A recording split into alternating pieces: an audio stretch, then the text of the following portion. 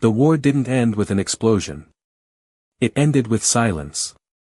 The first thing Ethan Cole noticed was the absence of sound where there should have been thousands of signals screaming for attention, no alarms, no chatter, no overlapping command frequencies, just a hollow, open channel stretching across vacuum like something had swallowed the noise whole, and in front of him the tactical display flickered with fading icons, each one marking a ship that had been there minutes ago, now reduced to nothing more than a memory in a failing system, the kind of silence that made even a trained officer forget to breathe for a second too long, and Ethan sat there in a chair that wasn't meant for him, fingers hovering over a console he wasn't authorized to touch, the recycled air of the command deck tasting faintly metallic, like overheated circuitry, the temperature reading holding steady at 68 degrees Fahrenheit but somehow still feeling colder. Colder because everyone else in the room had already decided the outcome before the battle was even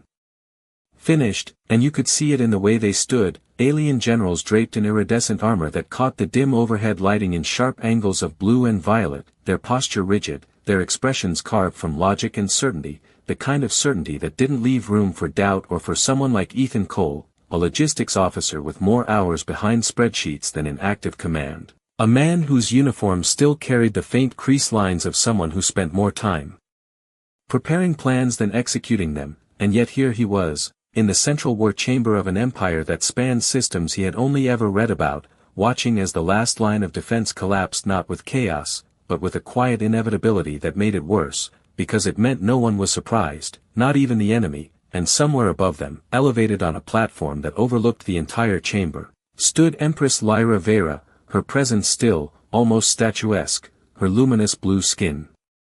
reflecting the tactical projections that drifted through the air like ghosts of decisions already made, her eyes fixed not on the generals, not on the collapsing formations, but on the patterns, the gaps, the spaces where something different could have existed, if anyone had thought to look for it, and Ethan felt it then, that small, stubborn pull in his chest, the same one that had gotten him into trouble more times than he could count, the quiet voice that said this wasn't over, not because the numbers supported it, not because the strategy made sense, but because something about the way it was being fought felt wrong, and wrong, in his experience, meant there was still a way through, even if no one else could see it yet, his hand finally lowering to the console, not to override anything, not yet, but just to feel the surface, the faint vibration of a system still running despite everything, and behind him one of the generals let out a low, dismissive sound, not even bothering to lower his voice as he spoke to the others. A tone that carried just enough amusement to make it clear what they thought of the human in the wrong chair, the wrong room, at the wrong time, and Ethan didn't turn, didn't react, because he had heard it all before, the doubt, the laughter, the certainty that he didn't belong, but up above, just for a moment, the Empress's gaze shifted, not away from the battlefield, but toward him, as if she had noticed the one thing no one else had, that he wasn't looking at what was being lost, he was looking at what had been missed. And in a war already declared impossible, that was the only place anything new could begin. The room did not erupt into panic when the last formation marker faded from the display, it tightened instead, like a machine locking into its final state, and Ethan could feel it in the subtle shift of posture around him, shoulders squaring, mandibles stilling, eyes narrowing with a kind of cold acceptance that felt heavier than any alarm, because acceptance meant the outcome had already been filed away as fact. And facts did not change, not in their doctrine, not in their way of thinking, war was either winnable or it was not, and this one had already been categorized, archived, and quietly mourned before it had truly ended, a soft chime echoed from the overhead system,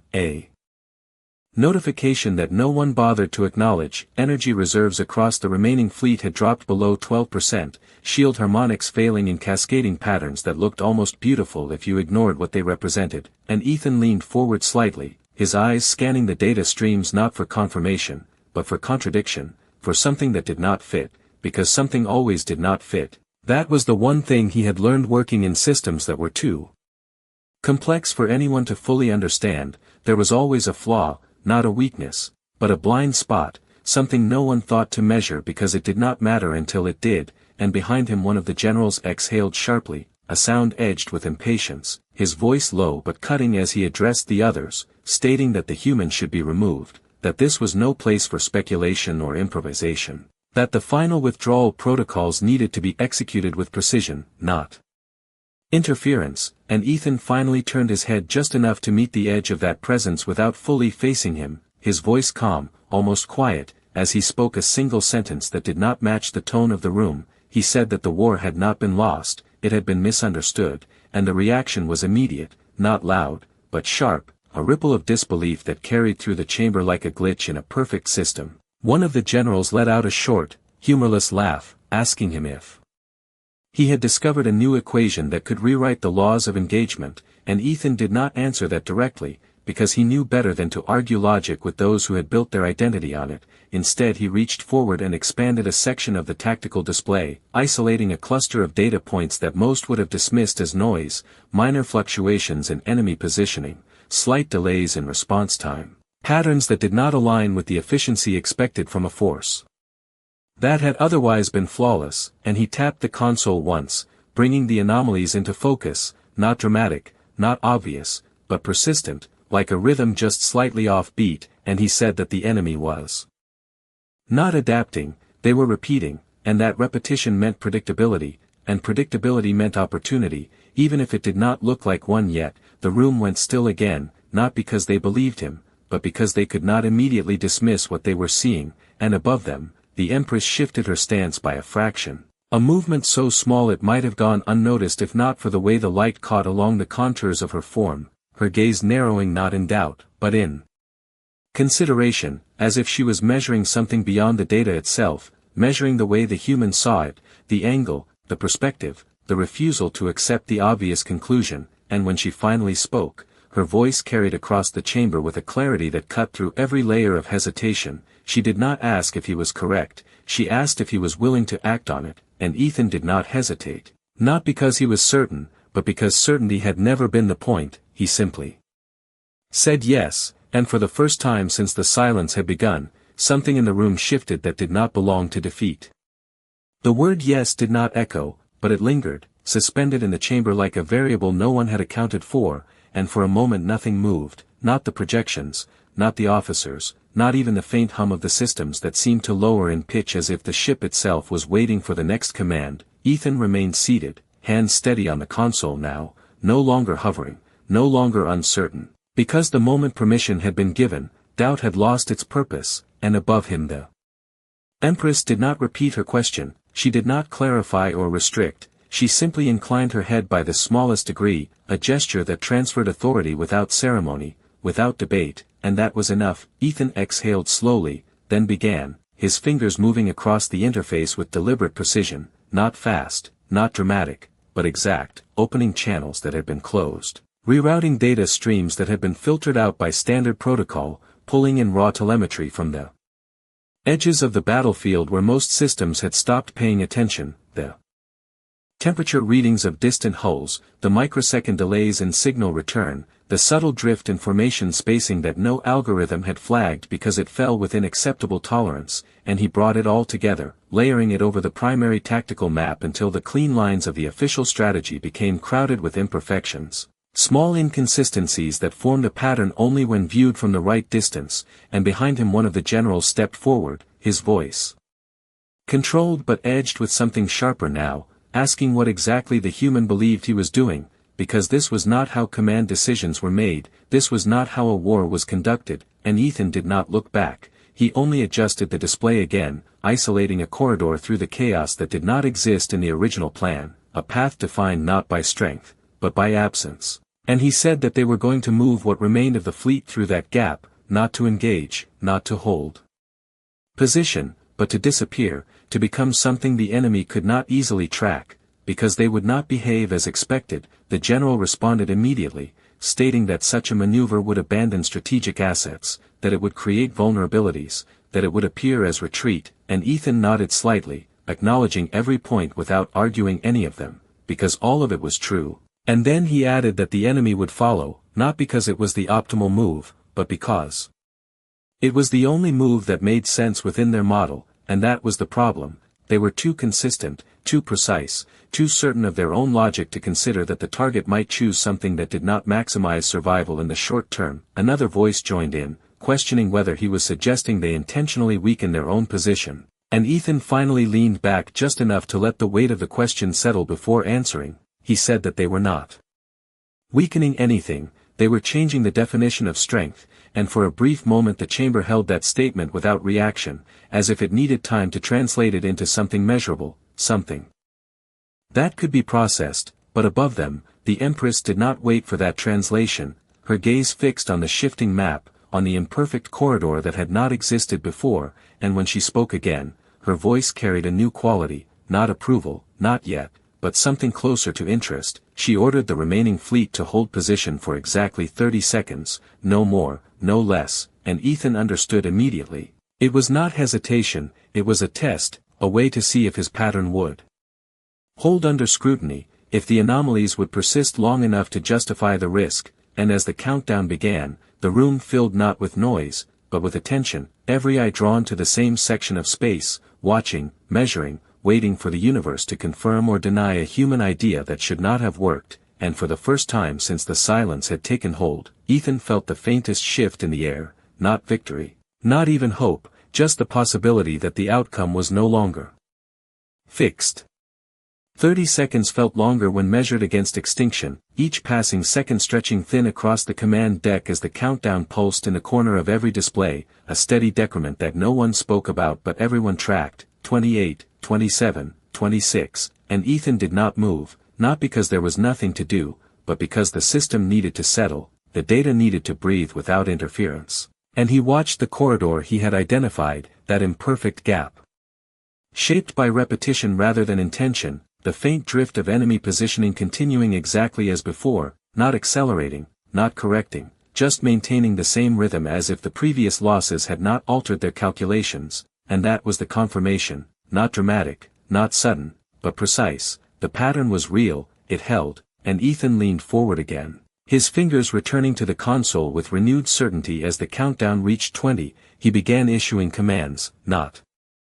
through voice, not through formal declaration, but directly through the network, rerouting the remaining fleet into a formation that looked almost disorganized at first glance, ships breaking from their assigned vectors, altering speed by small margins, some accelerating by a few miles per hour, others decelerating just enough to create uneven spacing, a configuration that violated every principle of coordinated movement the generals had relied on, and behind him the tension sharpened, one of them stepping closer, his tone no longer amused, now edged with warning as he pointed out that the formation integrity was collapsing, that cohesion was being sacrificed, and Ethan finally spoke without turning, his voice even, explaining that cohesion was exactly what the enemy expected, that perfect alignment created predictability, and predictability was what had been used against them from the beginning. He adjusted the vector lines again, creating a staggered flow through the corridor, not a straight path, but a shifting one, like a current that could not be easily mapped, and above them the Empress watched in silence, her eyes following the changes not as isolated commands, but as a developing language, a different way of interpreting movement, and when the countdown reached 10, the first reaction appeared on the outer edge of the tactical display, a slight delay in enemy repositioning, not enough to trigger an alert, but enough to register as deviation. Ethan noticed it immediately, his gaze narrowing as he tracked the shift, the repetition breaking by a fraction, and he spoke softly, more to the system than to anyone else, noting that they were adjusting, but not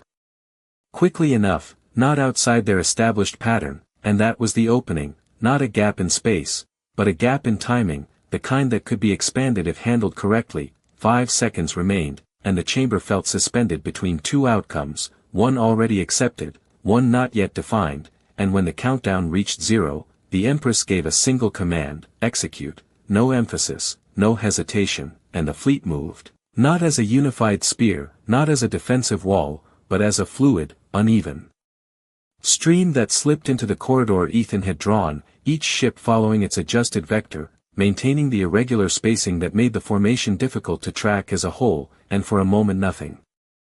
changed, the enemy response continuing along its original pattern, pursuing the projected center of mass that no longer existed, and then the delay widened, the response lagging further behind the actual movement, the predictions missing by increasing margins, and the corridor held, not because it was strong, but because it was misunderstood, and Ethan allowed himself a single breath, not relief, not yet, but recognition that the first step had worked, and behind him the room remained silent.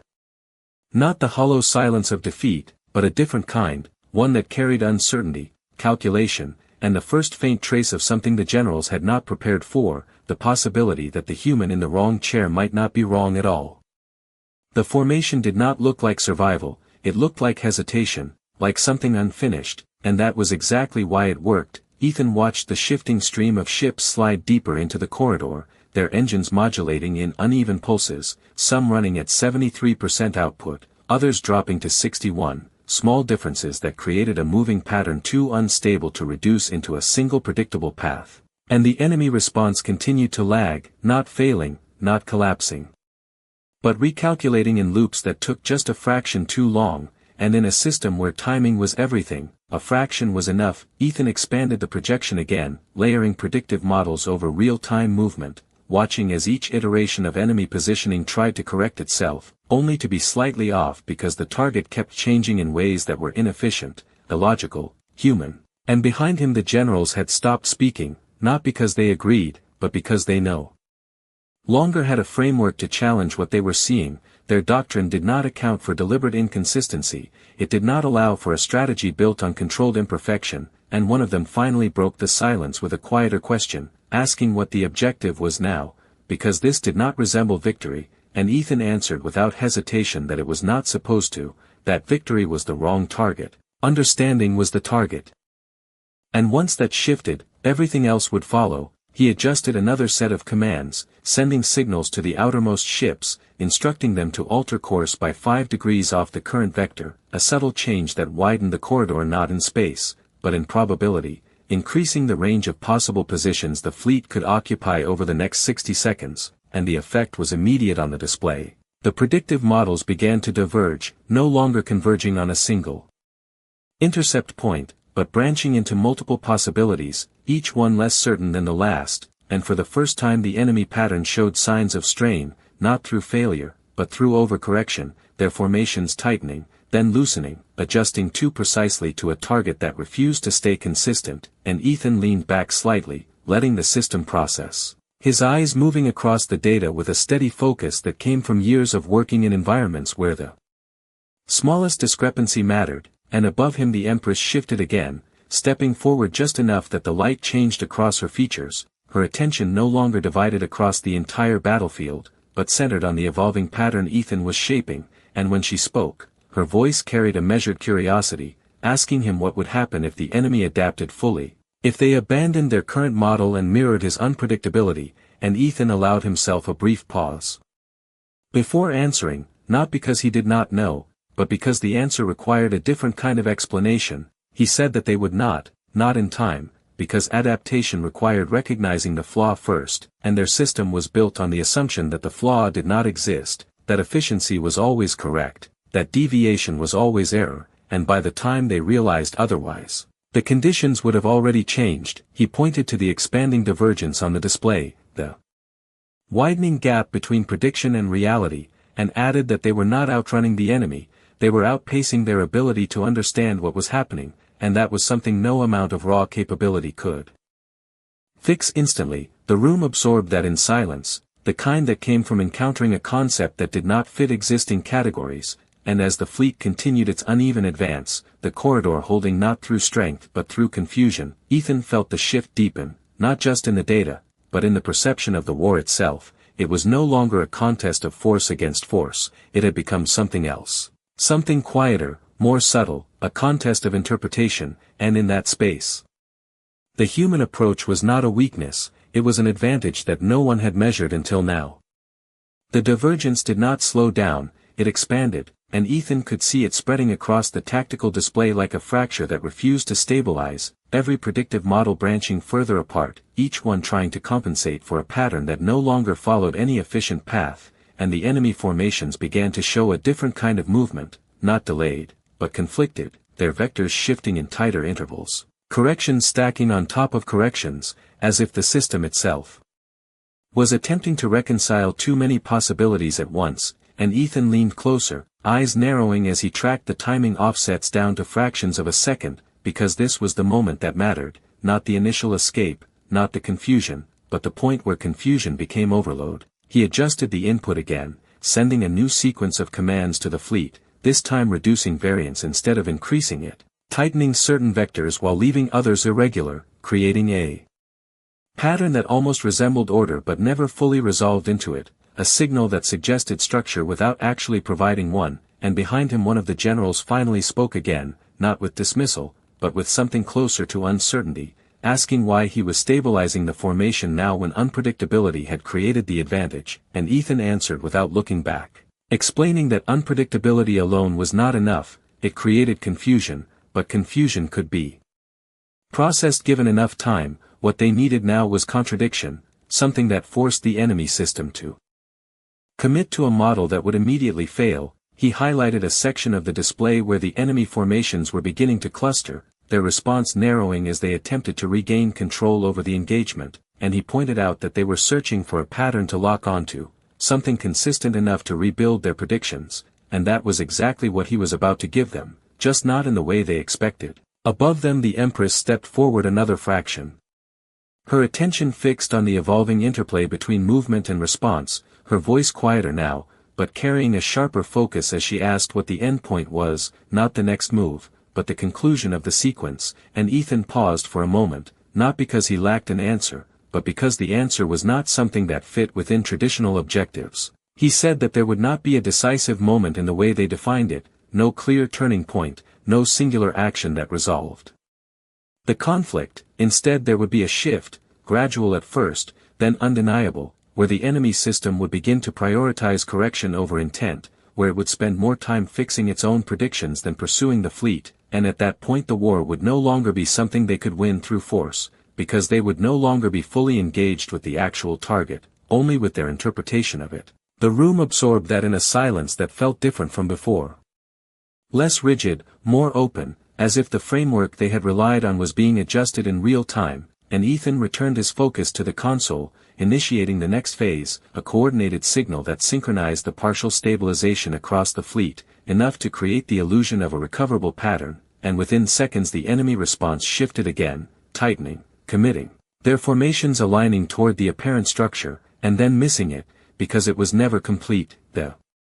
contradiction forcing another recalculation, another adjustment, each one pulling them further from the actual movement. And Ethan watched the timing gaps widen beyond the thresholds he had estimated, the system not failing, but consuming itself in its own attempt to remain perfect, and for the first time he allowed himself to lean back fully, his hands resting lightly on the console, not in relief, but in recognition that the outcome was no longer dependent on direct control. The process was running, and above him the Empress remained silent, her gaze steady, not on the ships, not on the enemy, but on the human who had turned a losing battle into something the system could not fully understand. And in that quiet, something else settled into place, not victory, not yet, but the certainty that the war was no longer being fought on the terms it had begun with. It did not look like a turning point, there was no sudden shift, no dramatic collapse of one side or surge from the other. Instead the battlefield began to feel distant, like something happening one step removed from reality, and Ethan noticed it first not in the movement of ships, but in the behavior of the system itself. The predictive overlays that had once been clean and decisive were now layered with hesitation, each projection carrying a margin of uncertainty that kept expanding, the numbers no longer converging, the models no longer agreeing, and the enemy formations continued to adjust, but now their adjustments were chasing something that had already changed, their precision working against them as each correction introduced a new delay, a new misalignment, and the pattern Ethan had been building reached a point where it no longer required constant input, it sustained itself, the contradiction feeding into the response loop again and again, and behind him the generals stood without interruption, their silence no longer dismissive, no longer skeptical, but occupied, as if each of them was attempting to translate what they were witnessing into a framework that could hold it, and finding none that fit. One of them finally stepped closer, not to challenge, but to observe, his voice lower than before as he asked if this was the moment, if this was where the advantage would be taken. And Ethan shook his head slightly, his eyes still fixed on the display, explaining that there was no moment to take, because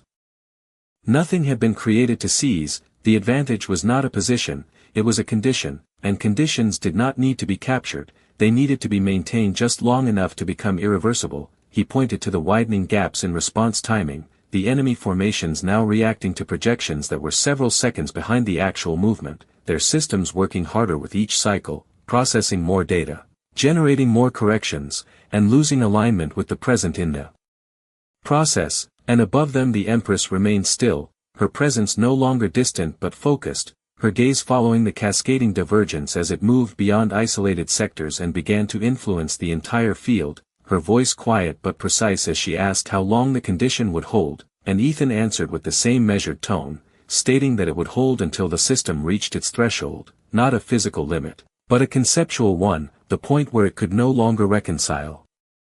its own expectations with observed reality, and at that point it would be forced to choose between two options, simplify or disengage, and either choice would remove it from effective control of the conflict. The room absorbed that in a stillness that felt almost deliberate, as if no one wanted to disturb the process now that it was unfolding, and Ethan made one final adjustment, not to increase the effect, but to stabilize it, smoothing the irregularities just enough to keep the system engaged. Without allowing it to reset, a careful balance between chaos and structure, and the result appeared gradually, not as failure, but as absence, the enemy formations no longer pressing forward with the same coherence, their movement spreading, their focus dividing, their responses no longer centered on a single objective but distributed across too many possibilities to be effective, and Ethan leaned back, his hands leaving the console for the first time since the sequence had begun, not because he was finished, but because the outcome was no longer something he needed to control directly, it had become a consequence of the system itself, and in the quiet that followed, the kind that carried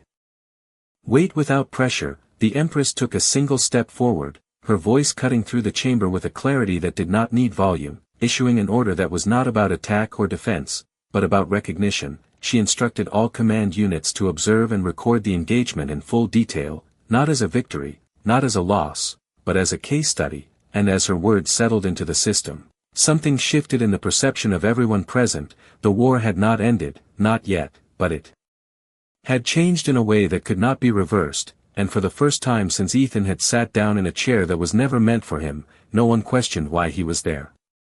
The shift did not announce itself with a clear signal, it emerged through absence, through the quiet reduction of pressure that had once defined every movement on the field, and Ethan watched as the enemy formation spread further apart, their coordination dissolving not into chaos, but into hesitation, each unit operating within its own narrowed interpretation of the situation, no longer synchronized with the whole, and the tactical display reflected it in subtle ways, fewer converging vectors,